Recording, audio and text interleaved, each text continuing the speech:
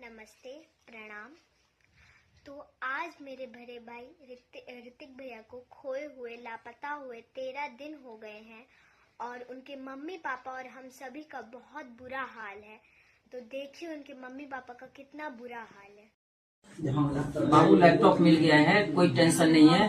तुम आ जाओ, जहाँ भी हो तुम आ जाओ, कोई तुम्हें गुस्सा नहीं करेगा। मैं ये कर रहा हूँ, आप जितना जल्दी हो आ जाओ, खड़ा हो, कोई टेंशन नहीं है बेटा, कोई तुम्हें ऊपर गुस्सा नहीं करेगा।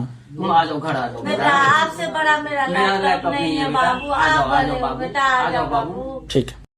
तो जैसा कि आपने देखा उनके माता पिता का कितना बुरा हाल है, तो आप लोग हमारी मदद कीजिए, इस वीडियो को ज़्यादा से ज़्यादा शेयर कीजिए ताकि ये वीडियो ऋतिक भैया, दिल्ली सरकार और दिल्ली पुलिस तक पहुंचे, ताकि सभी हमारी मदद करें और हमारे ऋतिक भैया जल्द से जल्द घर वापस लौट जाएं। धन्यवाद।